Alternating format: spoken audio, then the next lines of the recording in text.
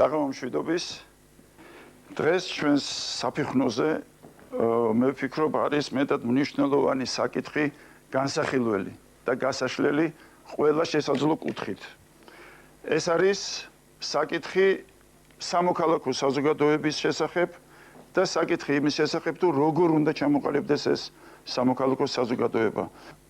ზალტყე შელაშვილი ევანგელისტური ეკლესია. მე ვფიქრობ რომ უაღრესად საჭირო როდო და საჭირო კითხვა არის თუ რა არის სამოქალაქო საზოგადოება. ჩვენ თელმა საქართველომ ალბათ იცის რომ უნდა შეიცვალოს ჩვენი ქვეყანა, უნდა შეიცვალოს ხალხი, რაღაც უნდა მოხდეს ცვლილებები. შეიძლება უბრალო გლეხს რომ შევეკითხოთ გინდა თუ არა სამოქალაქო საზოგადოება ავაშენოთ, შეიძლება ვერ გაიგოს მან, მაგრამ თუ კითხავთ რომ თუ არის საჭირო რომ შეიცვალოს ეს საზოგადოება, ის აუცილებლად დაგვეთანხმება რომ ეს საჭიროა.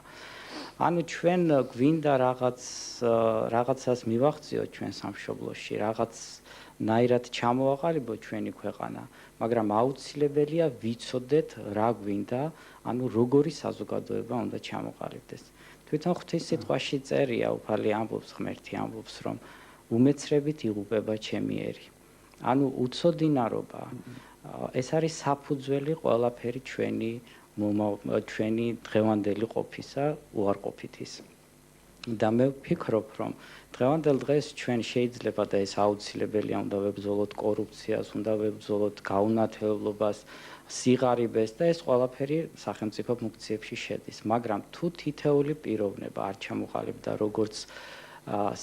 როგორც სახელმწიფოებრივი აზროვნების, როგორც მოქალაქე, თავის ოჯახში, თავის მეგობრებში, სახელმწიფოში, მაშინ ჩვენი ქვეყანა რაც არ უნდა კარგი კანონები იყოს, კონსტიტუცია კარგი იყოს, მთავრობა იყოს უმციკლო, მაინც ჩვენ ვერ შევძლებთ ისეთი ქვეყნის აშენებას, რომელიც დაემკვიდრეს საერთოდ ცივილიზებულ ქვეყანაში თავის ადგილს. ძალიან დიდი მადლობა.